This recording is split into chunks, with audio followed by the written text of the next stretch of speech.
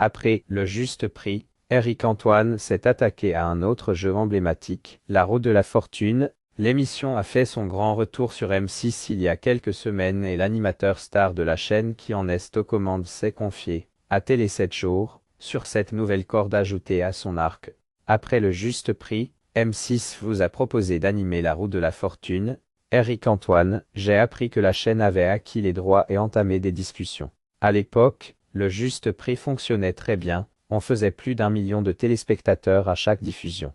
J'avais envie de continuer, mais avoir deux quotidiennes, c'est impossible, physiquement et logistiquement parlant. Je leur ai donc proposé une alternance, la moitié de l'année avec Le Juste Prix, l'autre moitié avec La Roue de la Fortune. Finalement, ils ont opté pour cette solution.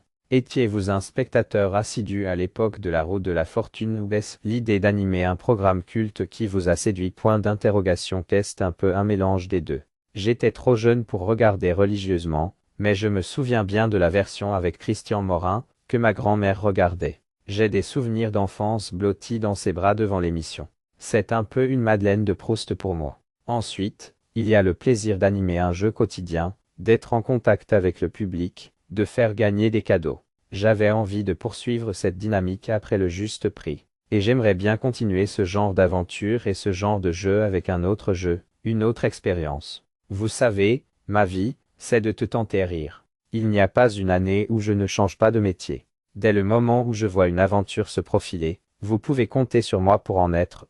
Avez-vous échangé avec Christophe Dechavanne ou Benjamin Castaldi, qui ont également animé l'émission?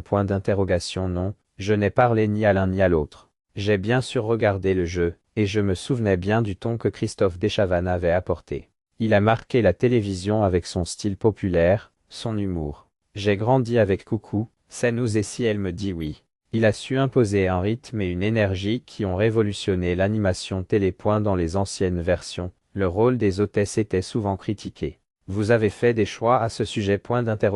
Évidemment. Dès Le Juste Prix, j'ai voulu supprimer l'image de la femme potiche en jupe courte et décolletée qui se contente de retourner les lettres ou de montrer les cadeaux. J'aurais aimé avoir une co-animatrice, mais la mécanique du jeu ne le permettait pas. Il était aussi essentiel pour moi d'éviter toute misogynie, d'adapter l'émission aux standards d'aujourd'hui. Y avait-il d'autres conditions essentielles pour que vous acceptiez d'animer La Roue de la Fortune?